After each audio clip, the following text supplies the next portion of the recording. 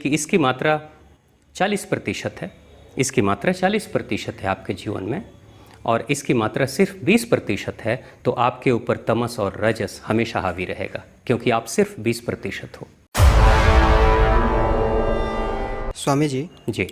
श्रीमद् भागवत गीता में मनुष्य की 3 प्रकृति बताई गई है, सत्व, रज और तम। इन 3 प्रकृति हमारे शरीर में कैसे काम करती है, इसको हम लोग कैसे संतुलित करें, इसका क्या कैसे कोई समझे कि हमारा सत्व, रज, तम में किसका डिसबैलेंस है और कौन बैलेंस है, इस पर थोड़ा प्रकाश डाला जाए। ठीक। भगवान जीवन में 3 महत्वपूर्ण जो प्रकृतियां हैं, तमस, रजस या सतस, भगवान श्री कृष्ण ने कहा है, तीनों महत्वपूर्ण हैं। इसमें से कोई भी ऐसी प्रकृति नहीं है जिसको हम निकृष्ट माने और जिसे हम कहें कि ये कम महत्व का है। जैसे एक छोटे से एग्जाम्पल के रूप में आप देख सकते हो, आप मोटरसाइकिल चलाते हैं, आप स्कूटर चलाते हैं, अपनी कोई गाड़ी चलाते हैं, उसमें स्पीड है, उसमें गति है। आप किसी भी वाहन का इस्तेमाल गति के लिए और समय बचाने के लिए करते हैं। तो जब आप गति बढ़ाते हैं अपने लक्ष्य के तरफ जल्दी पहुंचने के लिए, तो उस समय जब गति बढ़ा रहे हैं तो आप रजस को बढ़ा रहे हैं, यानी स्पीड बढ़ा रहे हैं, सक्रियता बढ़ा रहे हैं, तो वो रजस है। लेकिन अगर कहीं स्पीड ब्रेकर आ जाए, कहीं सामने सड़क पे कोई बच्चा आ जाए, या कहीं भीड़ भाड़ वाली सड़क हो, कोई बाज़ार आ जाए, तो आप अपने स्पीड को कंट्रोल करने के लिए आप ब्रेक दबाते हैं। जो ब्रेक दबाते हैं यानी आप अपने आप को गतिहीन करते हैं या अपनी स्पीड को स्लो करते हैं, तो जिस समय आप अपने आप को रोकते हैं उस समय आप तमस को बढ़ाते हैं। जिसके अंदर तमस बढ़ता है वो आलसी हो जाता है, निष्क्रिय हो जाता है। तो आप भी अपनी गाड़ी की स्पीड को कम करने की कोशिश कर रहे हैं, यानी कि तमस को बढ़ा रहे हैं। और फिर ज़रूरत पड़े तो फिर से आप एक्सीलेटर पे पैर दबाते हैं और फिर से गाड़ी की स्पीड आती है, यानी आप एक्सीलेटर और ब्रेक दोनों को एक साथ में लेकर चलते हैं। कभी एक्सीलेटर कभी ब्रेक दबाकर आप अपनी यात्रा पूरी कर लेते हैं। यानी जीवन में रजस की भी ज़रूरत है, स्पीड की भी ज़रूरत है, और जीवन में तमस रूपी ब्रेक की भी ज़रूरत है। लेकिन प्रश्न ये है कि कौन डिसाइड करेगा कि कब तमस की ज़रूरत है, कब रजस की ज़रूरत है, कब स्पीड की ज़रूरत है, कब ब्रेक की ज़रूरत है, ये डिसाइड कौन करेगा? ये सबसे ज़्यादा महत्व का है, क्योंकि अपने आप में तमस डिसाइड नहीं कर सकता, तमस निर्धारित नहीं कर सकता कि कब मुझे क्या करना है। अपने आप में रजस भी निर्धारित नहीं कर सकता कि मुझे क्या करना है।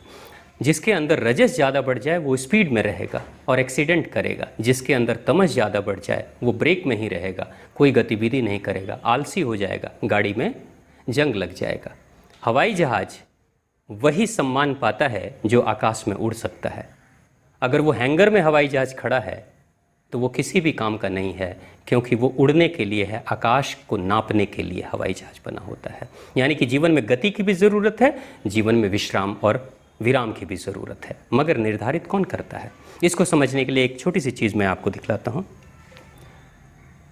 ये तराजू है, इसको बैलेंस कहते हैं, और रजस और तमस का भी बैलेंस हमें बनाना है। तो ये बैलेंस रजस, तमस और सतस के बैलेंस को बेहतर बता सकता है। एक छोटी सी बात, इसमें 3 चीज़ें हैं, 3 इकाइयाँ हैं। एक पलड़ा ये है, दूसरा पलड़ा ये है, और तीसरी ये जगह है जिसको मैंने पकड़ रखा है। इस पलड़े में कुछ वज़न रख सकते हैं, इस पलड़े में भी कुछ वज़न रख सकते हैं। जैसे ये पलड़ा नीचे जा सकता है, ये पलड़ा ऊपर हो सकता है। कभी ज़रूरत पड़े तो ये पलड़ा नीचे जाएगा, ये ऊपर आएगा, यानी एक नीचे एक ऊपर हो सकता है। अब यहाँ पे जैसे ये पलड़ा नीचे है और ये ऊपर की तरफ है, मैं एक छोटा सा भार इसमें डाल देता हूँ।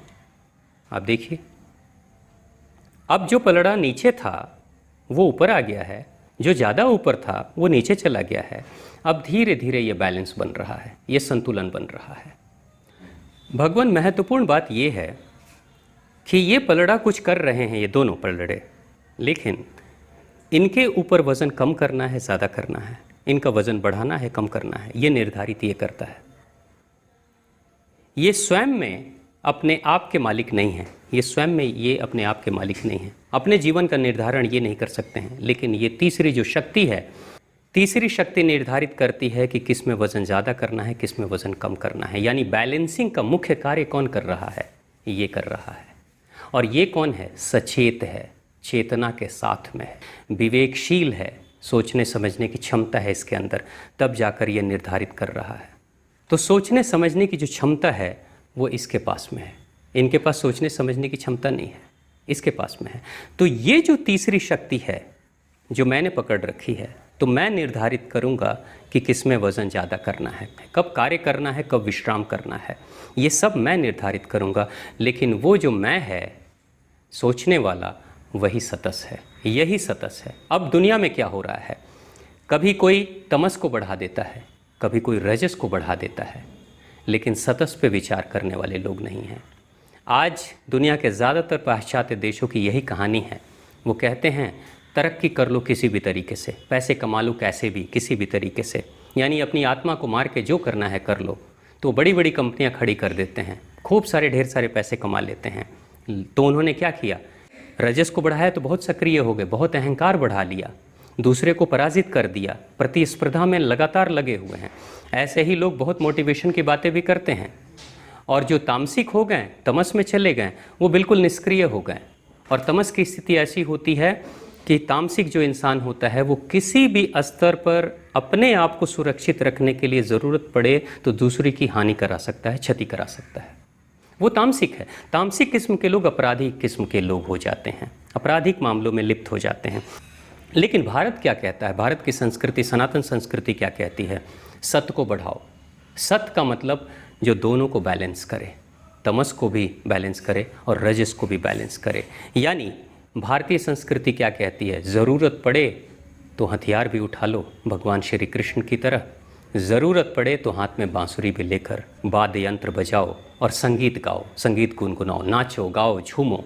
यानी कि ज़रूरत पड़े तो प्रेम भी करो, ज़रूरत पड़े तो नफ़रत भी करो। लेकिन बैलेंसिंग करने वाला कौन है? वो बैलेंसिंग करने वाला, संतुलन बनाने वाला वही है जिसके अंदर सतस की मात्रा ज़्यादा होती है। तो ये सतस, इस सतस को बढ़ाने की ज़रूरत है, तब जाकर ये इन दोनों को बैलेंस कर लेगा। अब इसकी मात्रा, अगर मान लीजिए कि इसकी मात्रा 40% है, इसकी मात्रा 40% है आपके जीवन में, और इसकी मात्रा सिर्फ 20% है, तो आपके ऊपर तमस और रजस हमेशा हावी रहेगा, क्योंकि आप सिर्फ 20% हो। लेकिन अगर इसकी मात्रा 20%, इसकी मात्रा 20% और इसकी मात्रा 60% है, तो अकेले सतस रजस और तमस को बैलेंस कर लेगा। तो इस सतस को बढ़ाने के लिए क्या करना? बैलेंसिंग को बढ़ाने के लिए क्या करना? सतस की मात्रा को बढ़ाना है। सतस की मात्रा बढ़ाने के लिए क्या करेंगे आप? विश्राम करना, सक्रिय होना, भाग दौड़ करना तो सभी जानते हैं। सतस को कैसे बढ़ाएं? विवेक को बढ़ाना। सतस को बढ़ाने का मतलब विवेक को बढ़ाना, चिंतनशील होना, संवेदनशील होना, सही और गलत में निर्णय करना। सतस बढ़ाने के लिए सात्विक भोजन आपको करना पड़ेगा। ऐसा भोजन जो तड़क भड़क वाला ना हो, मसालेदार ना हो, तामसिक भोजन ना हो, जिसके कारण से उत्तेजना बढ़े, ऐसा भोजन नहीं करना होगा। सात्विक भोजन की मात्रा बढ़ानी पड़ेगी। आपको जो वस्त्र पहनना होगा वो भी सात्विक वस्त्र होना चाहिए। जैसे रात्रि में अगर आप विश्राम करते हैं, सूती के कपड़े पहने, कॉटन के कपड़े पहने। टेरी कॉटन पहनकर अगर रात में सो रहे हैं तो टेरी कॉटन में भी उत्तेजना बढ़ाने की क्षमता होती है। तो धीरे धीरे आपके अंदर उत्तेजना बढ़ेगी, आपके सपने में भी उत्तेजना आएगी और सपने की क्वालिटी भी गिर जाएगी और सपने भी तामसिक हो जाएंगे। तो आप सात्विक वस्त्र धारण करें, आप सात्विक भोजन को ग्रहण करें, आप सात्विक चिंतन करें, आप सात्विक बातों को करें, आप सात्विक साहित्य को पढ़ें। आप हमेशा अपने ऊपर एक दृष्टि बनाए रखें। अपनी हर गतिविधि, हर सोच से पहले ज़रूर ये सोचें कि क्या मैं गलत सोच रहा हूँ। जिस दिन आपके अंदर की चेतना जागेगी, संवेदना जागेगी, और जिस दिन आप ये निर्णय करने लगोगे कि मैं गलत सोच रहा हूँ, जिस दिन आपको ये पता चलने लगेगा मेरे अंदर गलत चिंतन आ रहे हैं, तो उस दिन समझ लेना कि जब आपके अंदर की आत्मा जगेगी, यानी सत्य बढ़ रहा है। आप जग रहे हो, आपका ज़मीर जग रहा है, आपकी आत्मा जग रही है, यानी सत्य बढ़ रहा है।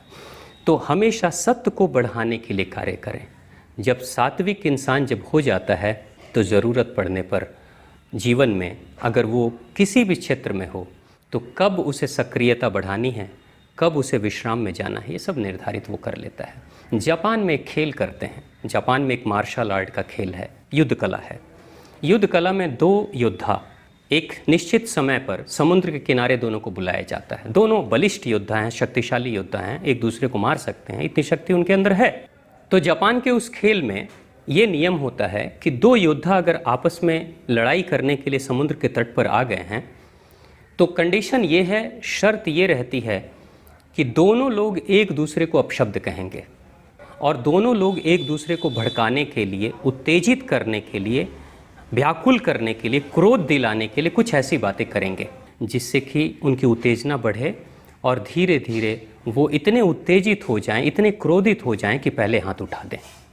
और जो योद्धा पहले हाथ उठा देता है उसे पराजित घोषित कर दिया जाता है, विजयी नहीं, पराजित। यानी कि तुम्हारे मन पे तुम्हारा कंट्रोल नहीं है, इसलिए तुम पहले उत्तेजित होकर तुमने हाथ उठा दिया। और जो दूसरे को पहले हाथ उठाने के लिए उत्तेजित कर देता है वो विजयी होता है। तो इस पूरे युद्ध कला और इस पूरी गतिविधि के पीछे का मकसद क्या है कि क्रोध कर रहा है, अपशब्द सुन रहा है, क्रोध कर रहा है, क्रोध दिला रहा है, लेकिन फिर भी अंदर का सतस इतना जागृत है कि कब हाथ उठाना है, कब लड़ाई करना है, क्या करना है, उसको अपने ऊपर, अपने मन और अपने तन पे काबू है। तो जिसका सतस ज़्यादा बड़ा होता है वो लड़ाई कब करना है ये भी निर्धारित वो करता है, विश्राम कब करना है ये भी निर्धारित वो करता है। यानी जिस इंसान का सतस बड़ा होता है उस इंसान को अगर कोई उद्वेलित करे, भड़काए लड़ाई करने के लिए, तो वो ये कहेगा कि मैं तुमसे लड़ूंगा, युद्ध करूंगा, लेकिन निश्चित मैं करूंगा कि कब करना है। यानी वो लड़ाई के मैदान भी उतरेगा तो सोच समझ के उतरेगा। ऐसा नहीं कि किसी की उत्तेजना में आ जाए, करने कुछ और जा रहा है और किसी ने उत्तेजित कर दिया, बस तुरंत से वो लड़ाई छेड़ देता है और अंत में अपने मकसद को भूल जाता है और लड़ाई करना शुरू कर देता है। जो किसी के उकसावे में आकर अपने मन की व्याकुलता को बढ़ा देता है और मन के कंट्रोल को खो देता है, इसका मतलब कि उसके अंदर रजस या तमस बढ़ा होगा। लेकिन किसी भी परिस्थिति में अगर अपने मन को काबू में रखता है, कंट्रोल में रखता है, इसका मतलब कि उसका सतस बढ़ा हुआ है। तो सतस को बढ़ाने के लिए लंबे समय तक अपने आहार, चिंतन, चाल चलन, व्यवहार, लोगों से मिलना जुलना, सबके ऊपर कार्य करने की ज़रूरत पड़ती है। जो लोग सुबह में जल्दी जगते हैं उनका भी सतस बहुत आसानी से जग जाता है। जैसे सुबह के समय में ब्रह्म बेला के वक्त में सतस की मात्रा प्रकृति में सबसे ज़्यादा होती है। शाम के वक्त में, संध्या के वेला में सतस की मात्रा ज़्यादा होती है।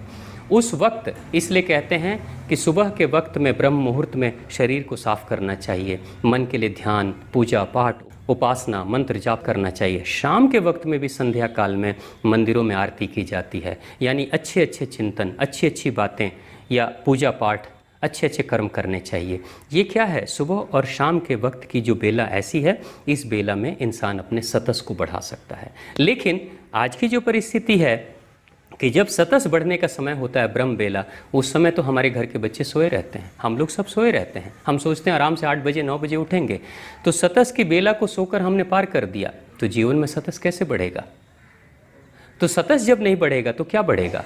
रजस और तमस बढ़ेगा। और रजस तमस बढ़ेगा तो या तो हम अपराधी किस्म के हो जाएंगे, या तो हम आलसी हो जाएंगे, या फिर हम इतने ज़्यादा अहंकारी हो जाएंगे कि हम दूसरे लोगों को अपने सामने कुछ समझेंगे ही नहीं, सबको कीड़े मकोड़े की तरह समझेंगे।